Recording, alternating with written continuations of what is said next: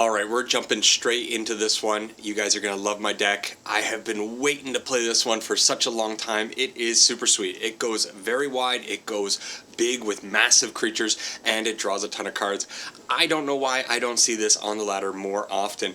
It is such a super sweet deck, and I think it's going to be a powerhouse, especially after the rotation, because we are only losing a few cards and some from the lands, but every deck is losing stuff from the lands, so I'm done with that song. Anyways, let's talk a little bit about the deck and what it's doing. At its core, it is an enchantment deck, and I think the card that best represents what we're doing here is probably the Dollmaker's Shop. This card, we're running 2 of it. It is an awesome card. For 2 mana, we get Dollmaker's Shop on the field whenever 1 or more non-toy creatures attack. Create a 1/1 white toy artifact creature. This, along with our Gremlin Trainer, is going to allow us to create a massive board of 1/1 token creatures. At some point, probably with the help of the Inquisitive Glimmer, which is going to allow us to unlock the room at a reduced cost of 1 or more if we have multiple glimmers on the field, we are going to get the Porcelain Gallery online. And once we activate that side of this room, the game's over. Usually we're attacking with 8/8, 9/9, 10/10 creatures. There's literally nothing the opponent can do, and because people aren't very aware of this deck, they totally disregard the Porcelain Gallery and go after our other stuff. It's hilarious watching opponents kill something like a Gremlin Tamer after it's already done, you know, what it's supposed to do, creating 4, 5, 6 gremlins, and they completely disregard this. We activate this and we smash the opponent's face for a massive amount of damage. We are playing also a bunch of other enchantment creatures that are just really good. We have 4 copies of the Silent Hall Creeper. This thing, whenever it lands on the field and the opponent doesn't answer it, it's going to do a massive amount of work. It has 3 different abilities that we have to activate every time it deals combat damage to a player. It can't be blocked, so it's always going to be getting in. Most of the time, I'm doing the first one off the bat, put 2+1/+1 counters on this creature. Sometimes I choose to go with the draw card if I'm a little bit behind on resources, but a lot of the time I want to get this up to a 3/3. Then the next time we draw a card, and then it turns into something else, which tends to be maybe like a Glimmer or whatever. It doesn't really matter. By this point, if we're hitting the opponent with the Hall Creeper a couple of times, getting to the point where we have all 3 modes activated, it's irrelevant. Of course, we're also playing the Enduring Innocence and 1 copy of Enduring Curiosity. The Enduring cards are absolutely insane. I just don't even want to play a deck that's not running Enduring Innocence at this point, because if this gets on the field and you are able to avoid it getting exiled by blocking or whatever, it's going to generate an insane amount of value over the course of the game. The other creature card that works with enchantments is the Optimistic Scavenger. This is our ideal turn 1 drop. Every time an enchantment enters the field, we get to put a +1/+1 counter on a creature. This also happens with unlocking, but it's mostly for the enchantments entering the field. Now, what enchantments are entering the field? Well, we're playing Ethereal Armor, which is going to make a huge creature and allow it to have first strike. We are playing Shard Mage's Rescue that protects our creatures and also gives +1/+1, and it hangs around on the field as an aura. Then we are playing Sheltered by Ghosts, of course, because why wouldn't you play Sheltered by Ghost in a white deck that is playing with enchantment auras? And then the one card that is rotating out of this deck in August, Fey Flight, it comes in, it has flash, gives hexproof to our creature until the end of turn, and gives +1/+0 and flying to that creature. I'm sure we'll be able to find a suitable replacement for this card. It is pretty good, but I'm not too worried about it leaving this deck in August. It's not going to crush this deck. And then I already mentioned the Inquisitive Glimmer, but I don't think I said that it's also reducing the cost of our enchantment spells by 1, so making our Enduring Innocence just 2 white. Over here, 3 CMC card. Then we have a little bit of protection with 2 copies of Spell Pierce. I like having the Spell Pierce on turn 3. If we played out like a Glimmer or a Tamer, then we can hold up 1 mana for the Spell Pierce. That seems to be working out pretty well. Over in the sideboard, we have some protection for our super wide board.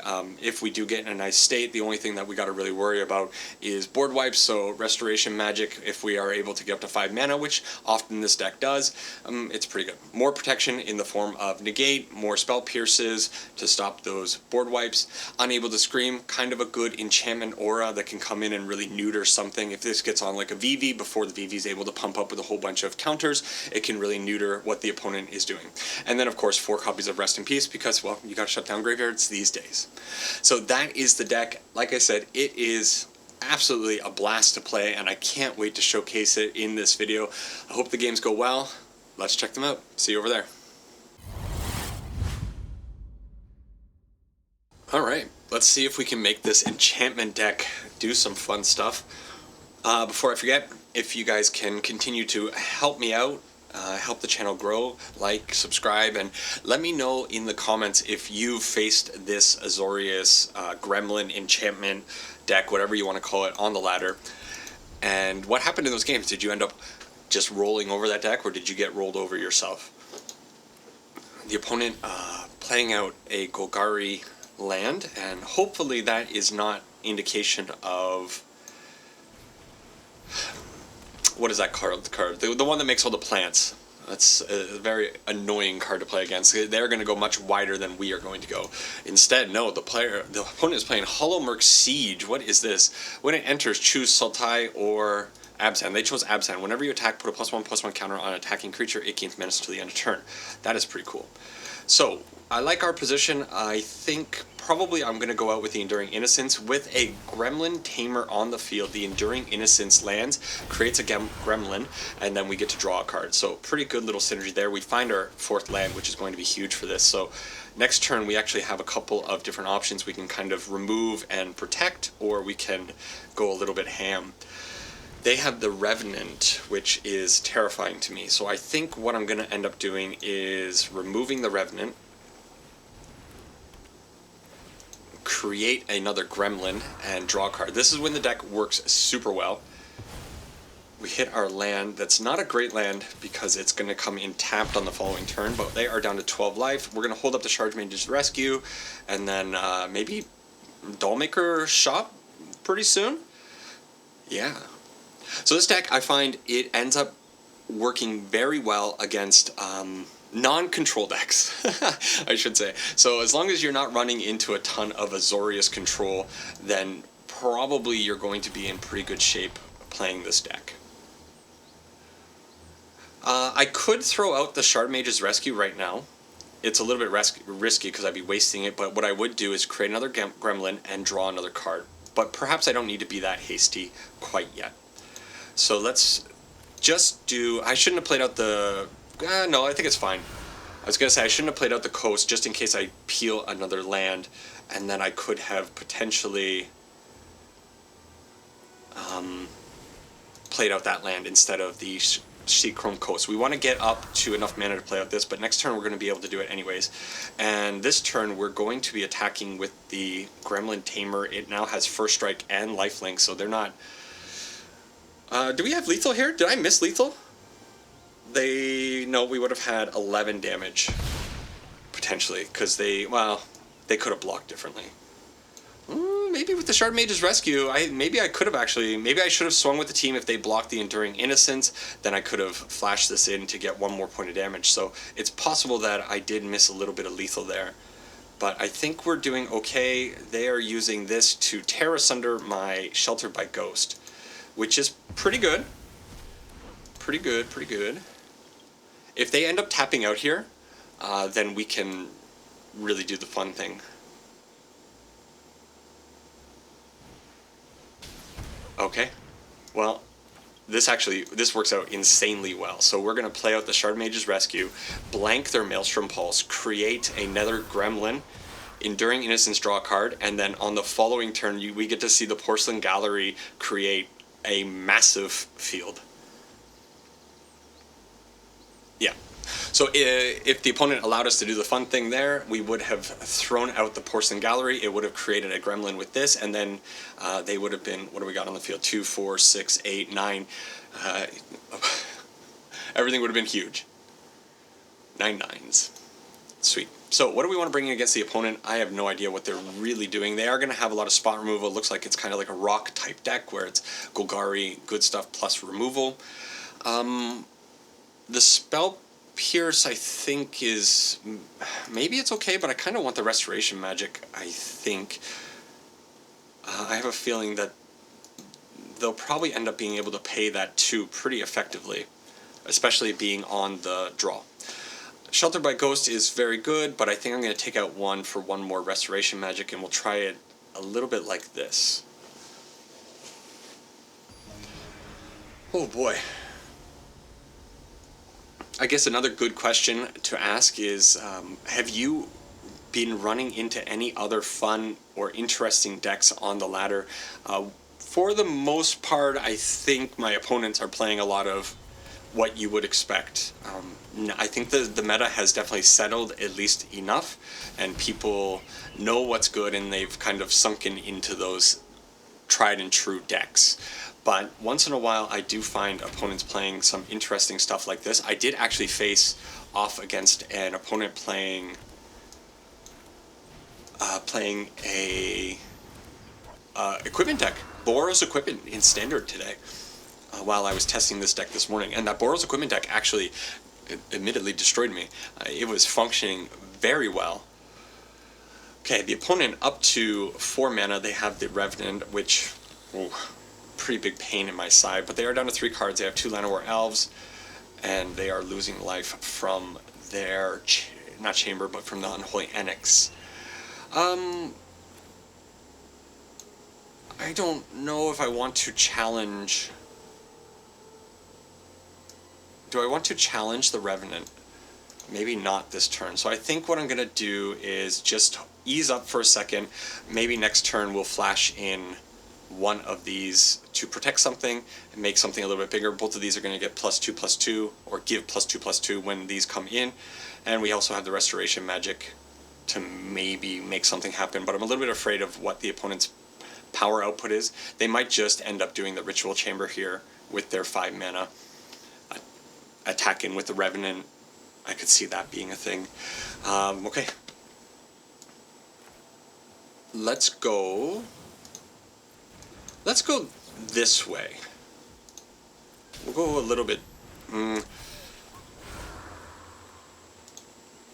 And now I'm thinking, like, do I want to also play out the Fey Flight and try to block the Revenant when they attack in with it, if they attack in with it with the Fey Flight? But then it also has Death Touch, which is pretty annoying, so I think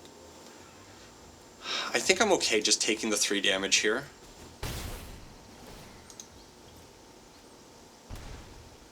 If I were able to also do the Restoration Magic, I think I would have been a little bit more comfortable doing that, but we didn't have that option. So I'm going to play out the Gremlin Tamer, attack in with all of these. They can't do anything about it with these Llanowar Elves. They take the full 8, down to 7, and now we have maybe a little bit of protection for the following turn. If they try to Maelstrom Pulse my Optimistic Scavenger again, that'll be pretty cool, because then we'll be able to go out with the Fey Flight, blanket, and then create some baby gremlins. Okay, they have 2 mana. They are no longer losing life from the Unholy Annex because of the Archfiend of the Dross's ability. And they have Shieldred's Edict. We have to sacrifice a non-token, which means probably what I want to do is flash in the Fey Flight. And I'm going to sacrifice the Gremlin Tamer. Yeah, so we still get the value. We get the Gremlin onto the field, but we lose our Tamer. Was the Tamer the right one, or was it the Inquisitive Glimmer now that I'm looking at things? I don't know. Okay, the Shelter by Ghost is huge. Let's use the Shelter by Ghost to take the Archfiend. Let's put it on this one, I guess. And we'll put that +1/+1 counter there. We'll put the other +1/+1 counter here. And then I think we attack in with... oh, we attack in with everything, right? They are at 12 life. They will survive this. So they're going to block here. We will Restoration Magic that. Kill their Revenant. And take them down a little bit. And now next turn they're gonna have to deal with my Restoration Magic. They're also gonna have to deal with their Unholy Annex dealing damage to themselves. They have 6 mana, potentially 7 mana. So I think our position is actually kind of interesting. They probably have removal. They're gonna have to pay for the ward as well if they want to get the Archfiend of Dross back. Oh, they go that way.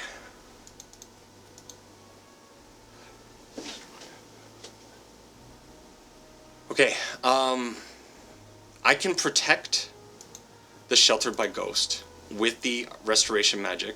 If I protect that, they're going to have 4, potentially 5 mana. But then they're going to have to use it to find a demon. So I think I'm okay with it. Oh my god, this is annoying. How do I... Okay. Oh, I was like, how are they expecting me to click on that? Okay. We take 1 more point of damage, but we are going to protect that. I love Restoration Magic. The fact that it can give hexproof to any permanent is just so sweet. Now, we are still very vulnerable. Oh, we get it. We get it. GG, opponent. That was a fun game. I think we were right on the edge there. If they had maybe a Maelstrom Pulse, we would have really been cooked. And I think the opponent was smart to... Well, maybe that they only had the Terra Sunder to try to get the enchantment. But if they had a follow-up Maelstrom Pulse to hit this Optimistic Scavenger, it would have killed both of them, I believe, and then we would have been in a lot of trouble. They would have gone up to 4 life, they would have had a 6/6 Dross, so I think we just barely snuck out a win there. Okay, pretty good performance. Let's move on to the next one. Alright, well, it's actually a couple of days later. I was recording that video in the morning, and I got pulled away from my computer, and I never ended up making it back to play out the second and third game with this Azorius Dollmaker's enchantment type deck. So finally back, got everything ready to go. It is after work, and I'm hoping my brain is going to function properly. We'll see how it goes, but I did make some changes to the deck while I was playing here and there over the last couple of days. I have added Disdainful Strokes to the sideboard instead of negates. I felt that, you know, the negate was kind of in the deck to stop board wipes, so I kind of figured why not just put Disdainful Stroke in there, because it also gets big scary creatures off the field. But I have, admittedly, been having some trouble with the deck when I have been playing it. The lands in this deck don't want to agree with me, and I actually keep forgetting to check, but it's either 23 or 24 lands in the deck. There's really no reason that it should be causing me so much trouble, but it absolutely is. And I have no idea what the opponent is on. They're on some kind of like landfall type deck, which is interesting. So I can Sheltered by Ghost, hit the Bristly Bill, and attack in with the Dollmaker on the field. That will give me a card draw. I could also just play out the second Enduring Innocence and go from there, but I'm a little bit afraid of what this Bristly Bill is going to end up looking like in a couple of turns. But the Sheltered by Ghost, if I attack in with the Sheltered by Ghost, they're going to trade with the Vine Lasher. It's just like not a good position, so I think it's probably just Enduring Innocence. Hope this draws into something. That's not the worst draw. On the following turn, these two are going to be pretty synergistic. So there is the Tifa with their landfall capabilities. They might not have as much removal as maybe I was thinking. They did have a Bitter Triumph. Oh my god, I love what the opponent's doing though.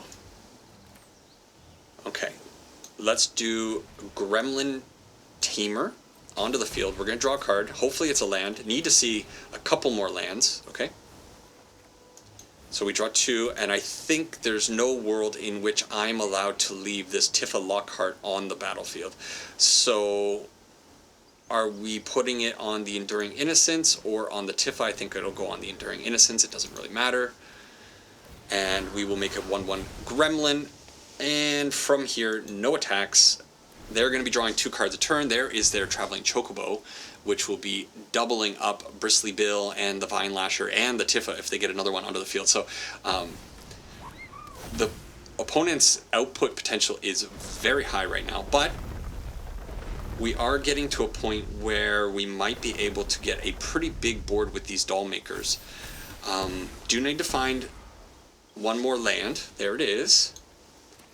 So since that's the case, do I want to just put out the Enduring Innocence and the doll maker now, or do I surprise them next turn?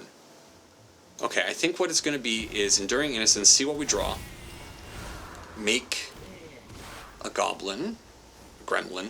Ooh, that's not so bad. Okay, we'll take a little bit of damage. I don't think the Spell Pierce is really going to do too much, but our board is very wide. Do I really want to even hold up the Spell Pierce? Yeah, maybe I can make it a little bit awkward. And the next turn, we're just going to be dropping the Porcelain Gallery and swinging with everything that we have. Their Dark Confidant, being very kind to them, giving them a forest instead of another Traveling Chocobo to dome them for 3. They have a second one, okay. So, 3 mana, they're hitting us for 3 with this, and they're pumping with the Bristly Bill, so that is awfully scary. They have 5 blockers, potentially probably another blocker. How many? They have so many triggers on the second. I don't even know how many things we have on the field. 2, 4, 6, 8. We only really need 2 creatures to go through. Okay, I think we're actually kind of good. So, yeah. This is the power of this deck. Absolutely ludicrous, because this is all just going around. 2 will get in, the Silent Hall Creeper, and they can block. They can block 6 of the 7 that are attacking in. Very, very, very close. Wow. That kind of cool. This is why I like the deck. I love the idea of just going wide and then you plop this down and it just absolutely surprises anybody. It's like a giant overrun. It's like our own little version of Craterhoof Behemoth. So, what are we bringing in to stop the opponent? I don't really think these Spell Pierces are going to be overly useful. I think probably the Shard Mage's Rescue and the Fey Flight will be enough protection for whatever removal that they do end up having. Exercise is a sorcery, which is not the best thing, so probably the Unable to Scream will be a better thing to put on the Tifa. And then I kind of think from there, it's, that the deck is what it is, so we'll hope we can avoid getting Wombo Combo by a turn 2 Tifa coming down, and if they do have it, hopefully we have the Shelter by Ghost. So we got a Plains and an Island. Man, 2 lands. This deck has been stranding me with 2 lands, and that's where it's been a little bit rough. We miss on the Optimistic Scavenger, which would have been the best draw off the top there, without a question, but they have that. They cannot crack the Promising Vein this turn. Sometimes I think this game is just like messing with me. The way the order comes out sometimes. I don't know. Maybe I haven't spent enough money on Magic Arena in the last couple of days, and they've kind of flagged my account to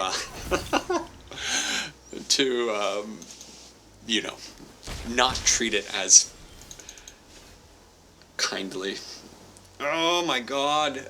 Okay, I don't think there's any world in which I can leave this Traveling Chocobo on the field. It sucks because they could very well have interaction for the Gremlin Tamer, and I may as well attack in, heal up 3, go up to 18. They have probably at least 6 damage coming in this turn from these Chocobos.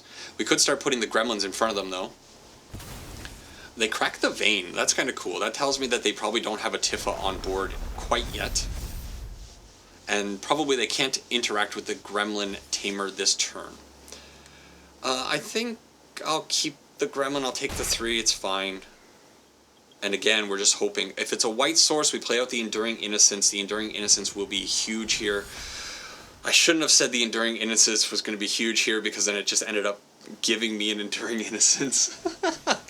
So instead we play out the Hall Creeper, we make another Gremlin, no attacks, and next turn, at least with the Silent Hall Creeper, which is becoming one of the cards I absolutely love. I think this thing's great. It will at least be attacking in and drawing me a card. They have the Bushwhack. They have to spend... There was nothing we could do to avoid this. And if they have a land, it could have been real bad news. Well, of course we miss, and we desperately try to draw. Please. Game. Why? What did I do?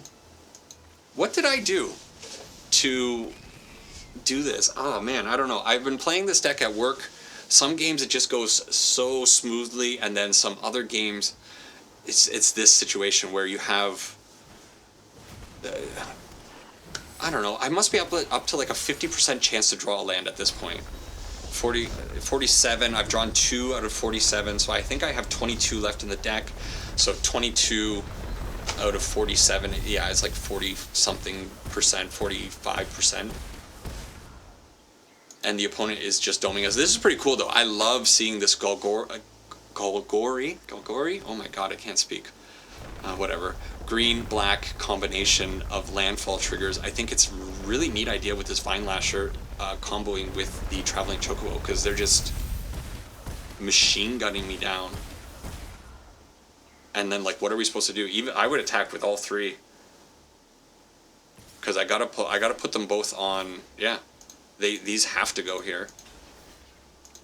I'm kind of just at a point where I'm looking to draw for the curiosity. I really feel like I piss somebody off. There's the land, and the land so perfectly timed. And it wasn't. It was a blue source. Oh my god! All right, we'll get them in game 3. It's fine. It's fine. You can't expect your deck to function every single... I should count 6, 12... I think it was 6, 6, 4, 4, 4? Right? Is that what I saw?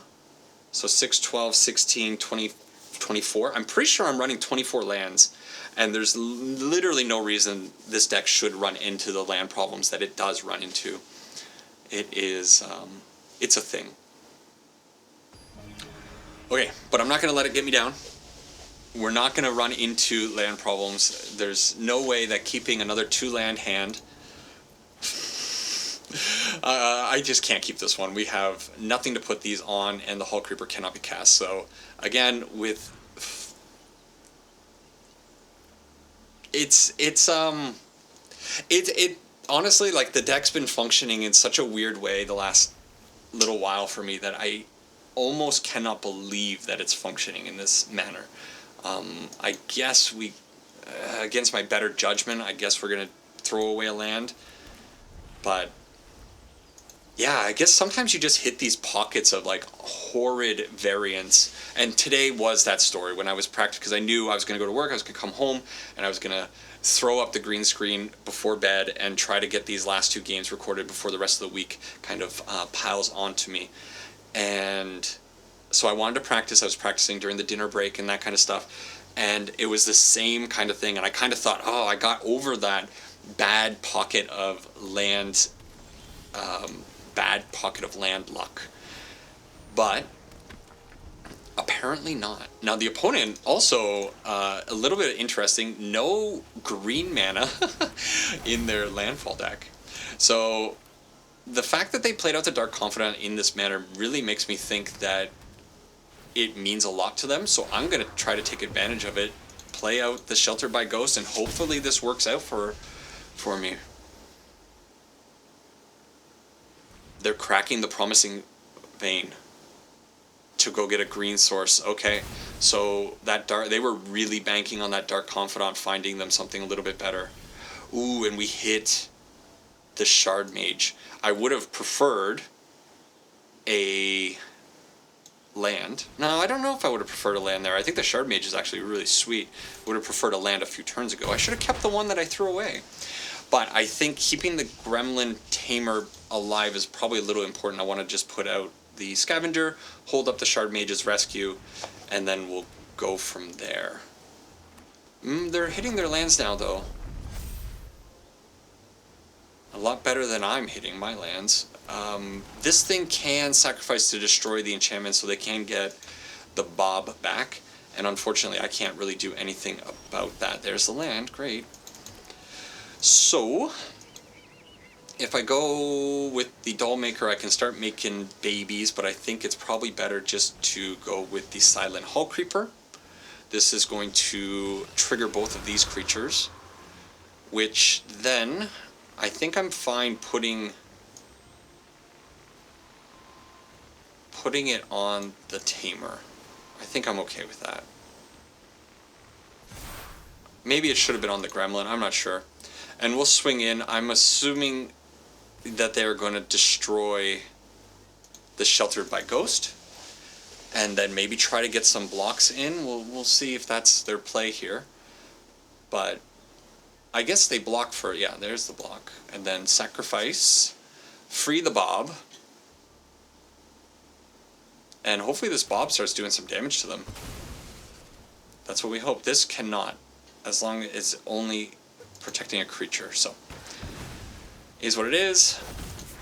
That fizzles, and we move to the next turn where maybe this Silent Hull Creeper can do something.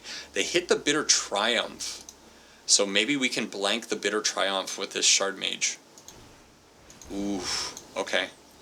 Instead, they're going doubling with the Mossborn Hydra. Ooh, and they hit the Fabled Passage.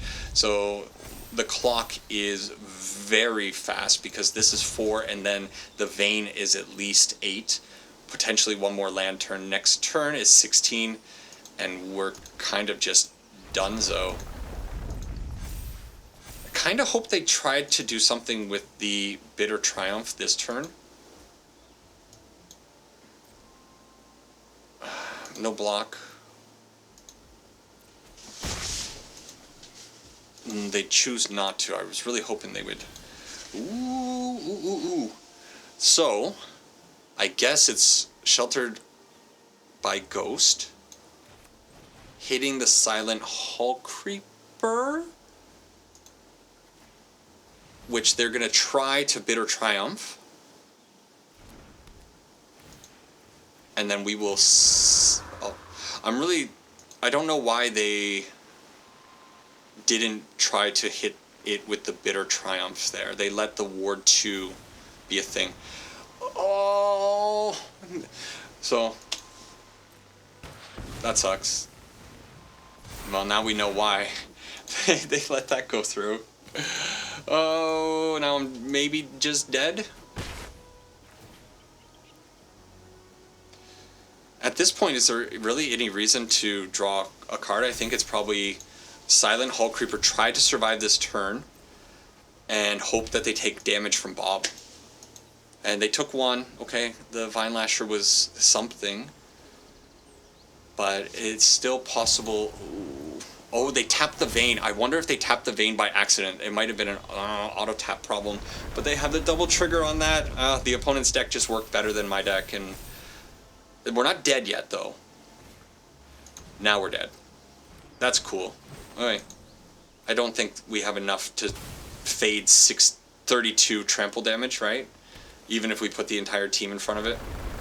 Plus the rest of the damage from everything else. Alright, we'll let the opponent do the cool thing, but... yeah. I think our deck kind of... lands, am I right? Let's see, what's the appropriate thing? I don't know. None of these work. 200. Oh, it went up to 256 because it was like quadruple tripling. I don't know how that worked out, but the opponent hit us.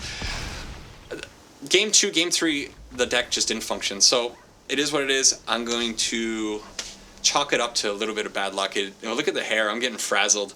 Man, I can't handle it. We'll do one more game. Hopefully it works out better. I don't know. Now I'm having a hard time. When I first put this deck together, and I was playing it in those early days, I was super optimistic about this deck, and it was functioning so nicely, and I have really just been getting slammed by absolute piss poor draws, and I'm at a point where I kind of just want to delete the deck and say, don't even bother, don't even look at this deck. This is like a scrapped video idea. Yeah, the deck's really kind of got me down since I started the recording of it the other day. It just even this draw is pretty bad. The mulligan didn't really work out. Yeah, we got interaction and protection, but I would have preferred one of my enablers. Oh, okay, well, that's not the worst card. And the opponent doesn't seem to really have anything going for them right now.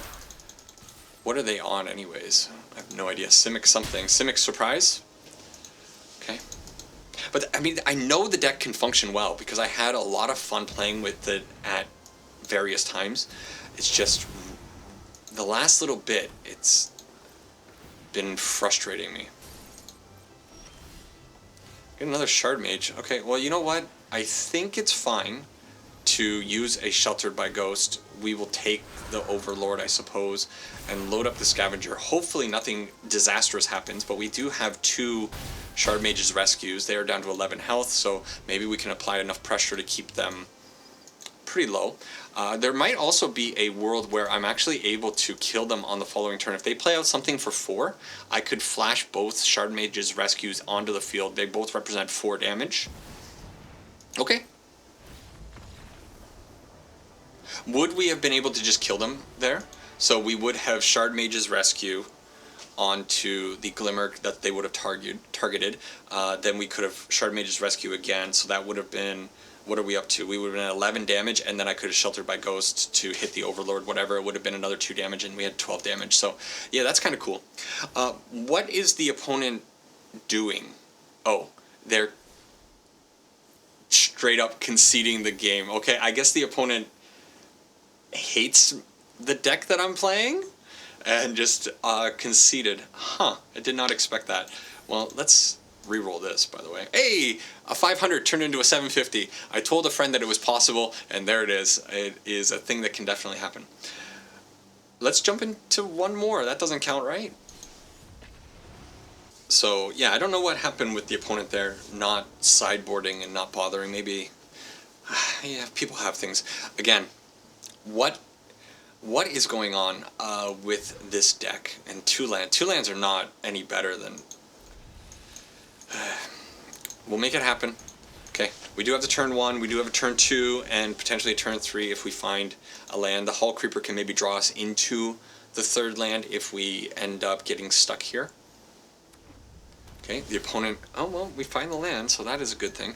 So, definitely play out the Hull Creeper, get the Optimist pumped up a little bit, attack in for 2, and they are on Dimir Rogues, or whatever you want to call it. It's not Dimir Rogues anymore, but just Dimir annoying ninjas. Dimir ninjas. They have the Deep Cavern Bat that's going to take the Enduring Innocence. Maybe no. Maybe it'll be the Rescue if they have some kind of removal that they want to hit one of my creatures with. Okay, so probably they have spot removal. It doesn't matter. We will play out the Enduring Innocence. We will pump up the Hull Creeper and attack in for 4. That happens, and I guess we draw a card. They're not going to have a sweep. Well, they might have a sweeper, but it'll just be like... No, they're not going to have a sweeper, especially not for 3 mana. So it doesn't matter quite yet. Okay, the Fey Flight is actually kind of cool. So we'll put out the Optimist. It should draw us a card with the Enduring Innocence. And they have the Fairy Mastermind. Whenever our opponent draws their 2nd card in each turn, you draw a card. Okay. So we find a land, which is not ideal. I think I'm kind of okay attacking in with the Enduring Innocence. If they want to trade the Fairy Mastermind, I'm okay with that. So we'll attack like this. Okay, well, cool. Yeah, well, I'll let... 2 damage sounds good to me. And now we have the Fey Flight to flash in at any point to give something hexproof if they decide to go after a specific creature. They might just have the Ninja Boy, Ninja Planeswalker Kaido, forgetting names. But no, they don't kite out the Deep Cavern Bat, so that's weird. Lands. Now all the lands come. I can't believe this deck. Sometimes with this deck. Okay. Well, they have the Drowner. Okay. With the Drowner, I think I'm okay giving the Hull Creeper Flight. This is also going to trigger the Optimists. It will not draw us a card, unfortunately. But yeah, the Optimist is getting, or the Silent Hull Creeper is getting pretty big. I think I kind of want to distribute these +1/+1s a little bit differently. Maybe like this. And kind of force them into an awkward block. I think I'm going to just swing all out. Sure.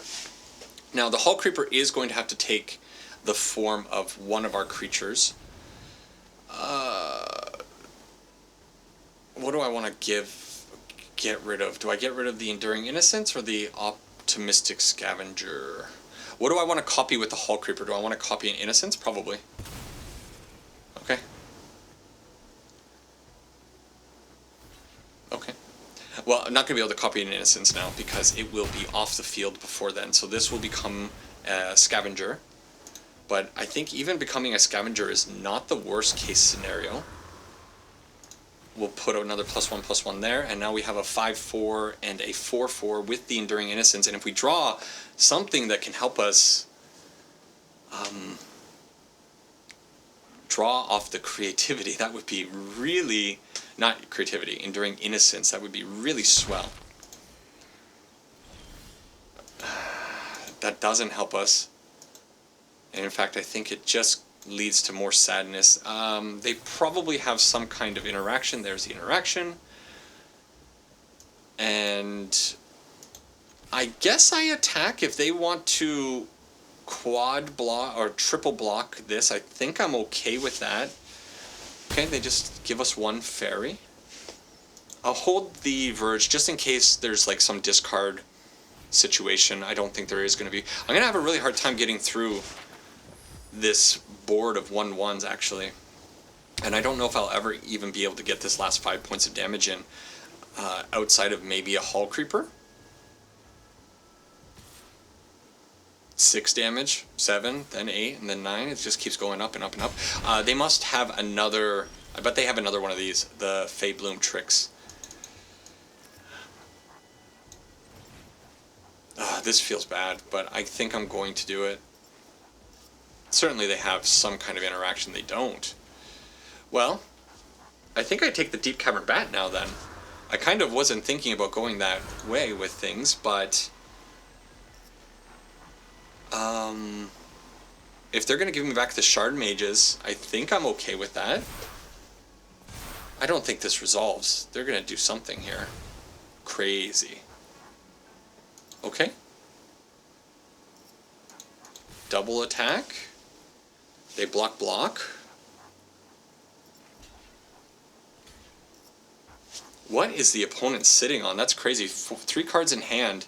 Are these cards just dead cards? Each player draws a card. Yes, please. So they're digging desperately. And we find an Enduring Innocence, which is actually pretty sweet. That will end up triggering the other Enduring Innocence and then just giving us another body on the field. Always good.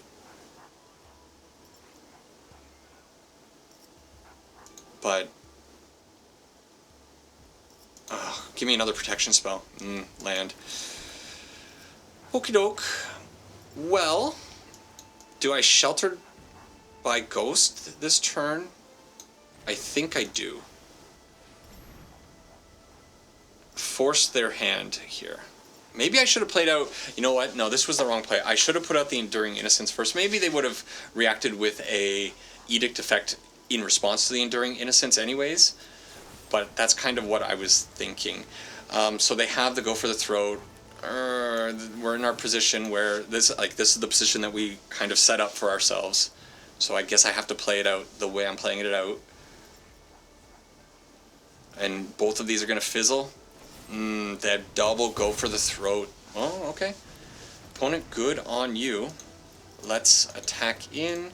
Probably they chump block with the Mastermind. And then we play out this. Now this actually prevented them from drawing one extra card with the Fairy Mastermind. So some upside there. Maybe I played around something a little bit properly. Ethereal Armor, not a terrible card. And the opponent just must have been drawing horrendously, because with 3-4 cards in hand of a field full of mana, I'm really surprised that they didn't do something else. I don't really know what to bring in against this opponent. All of their stuff is so annoying, and I think our plan is probably just to build the wide board. Honestly, the main board looks probably as good as it's going to get against the opponent. I don't care about the Unable to Scream. That's not going to go on anything. I could maybe bring in another Spell Pierce, but probably 2 is enough. Restoration Magic, not the worst idea, but do I really need it? No. Okay, we'll leave it the way it is.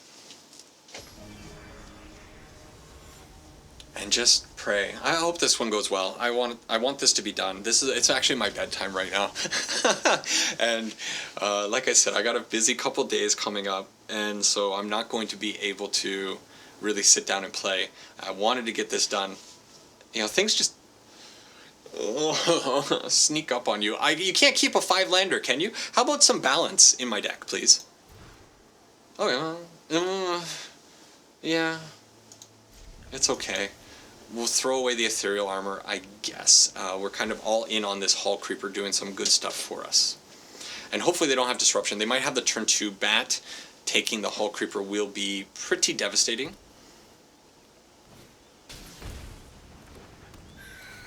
Okay. So a Siren to start. Should have thrown back a land when you... you never know, right? How could you possibly know? Well, at least they didn't have the Bat, so we can get the Hall Creeper out.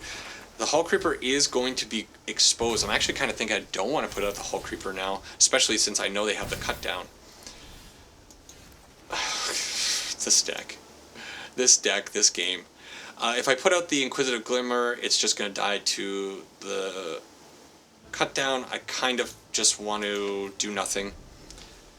Knowing that I've just drawn 2 lands in a row, 5 more are on the way. I think I have to stretch all of these cards to their maximum resource potential. There's the Kaido, the actual bane of my nightmare right now. And this is probably game over. Maybe I should have put out the...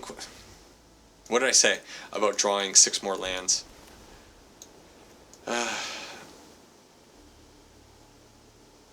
Let's put out the Hall Creeper.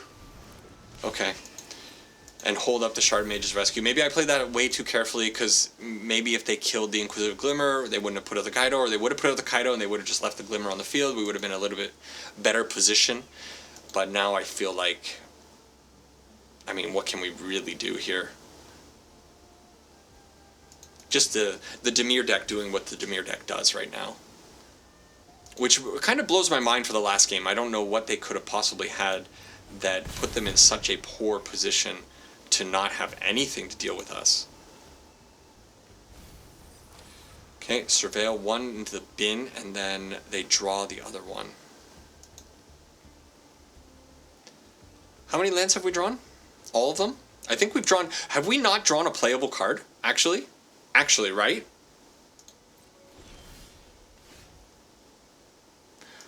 It's a comedy. This is a joke.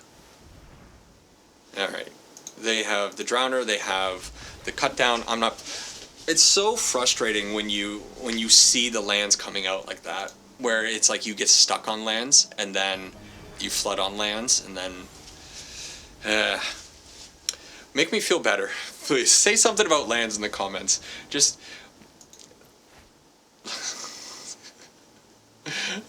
Do you keep it? Oh, you keep it, right? You peel the 3rd land every single time. You never get punished. We do have 2 white sources. I'm really questioning whether or not I have as many lands in this deck as I assume I have. I keep forgetting to check. I'll obviously check in the wrap-up, but... yeah. Here we go. This is how it's gonna end. 2 lands and everything that we need in hand. Pick of the litter, opponent, with your Deep Cavern Bat. What would you like to take? Hull Creeper?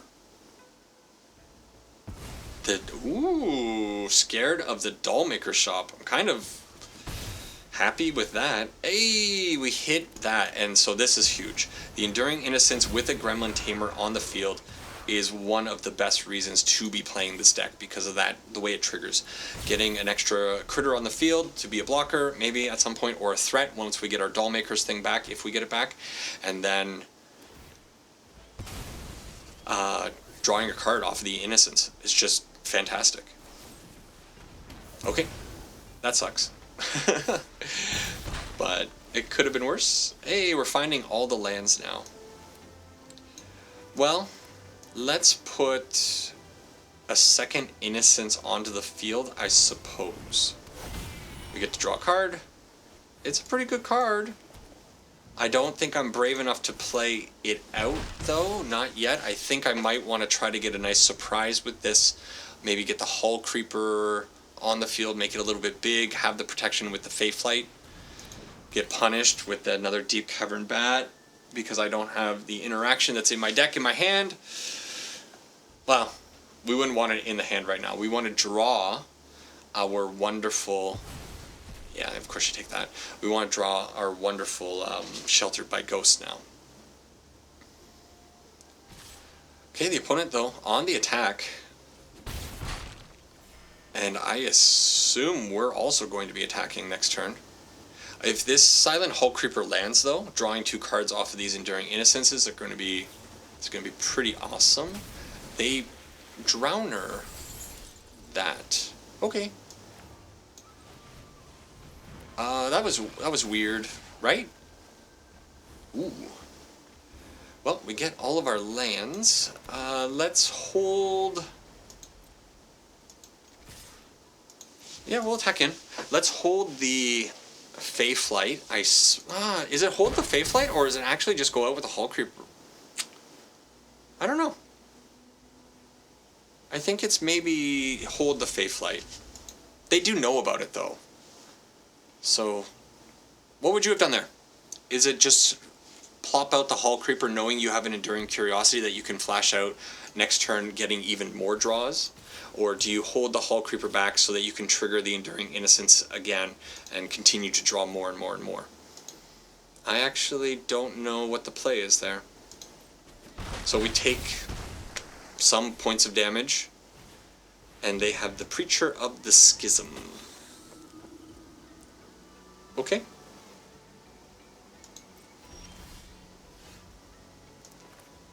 Well, may as well play out...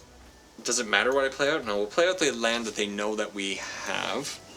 And then I suppose we attack in with everything. If they want to kill one of our Innocents, that's okay. I'm kind of gunning for drawing a lot of cards here. Okay. So, Enduring Curiosity onto the field. We have 2 mana up. We can save something with Feyflight, or maybe, I don't know, we're not paying for anything. Okay, so we draw 3, and then we're going to draw another one off of the Enduring Innocence. No, that's not how that works. Never mind. I was confused. I thought it's often when the Enduring Innocence comes in, you have a Gremlin Tamer on the field, and with that Gremlin Tamer, it triggers another Gremlin, and then you draw with that. But that's not how it worked out. I think I'm okay just holding the Feyflight. I think I value the Feyflight quite a bit. But I think you could have made the argument to put out the other Hull Creeper there and draw even more cards. We're actually kind of... Enduring cards... Oopsie. Enduring cards are absolutely nutty, right? The amount of value that they actually start to generate once you get them on the field is just... it's awesome. It's awesome. I will happily trade a Preacher of the Schism for an Enduring Curiosity. Sure. All day. Alright, they're going to have a lot more trouble interacting with these as enchantments. They're down to 2 cards in hand. And we hit a pretty big Gremlin Tamer there, actually. So let's start off with... I don't know how greedy I want to be here, but I think I'll put out the Optimistic Scavenger. They only have 2 cards in hand. We are drawing 2. I think I played out my land. Maybe it was a little hasty. Shard Mage's Rescue is pretty big, and the opponent not playing it out anymore. So I think we were just going to swamp them in value. That's how this deck can actually get even more value than the Dimir deck. But okay, it does function. Man, like I said, this deck, well, let's talk about it in the wrap-up.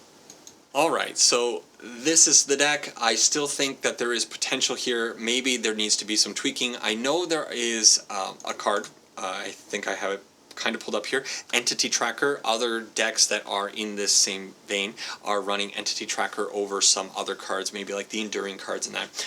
But I'm not... I haven't tried it out yet, so I can't really say anything. I'm sure the Entity Tracker is actually pretty sweet and probably would slot into this deck, even maybe over the Enduring Curiosity. It might just be a better switch there, even if it's just 1-for-1. There are, in fact, 24 lands in this deck, and I don't know. I think I've just been kind of down on the deck because I've been hitting some bad pockets of variance with how I've been drawing cards.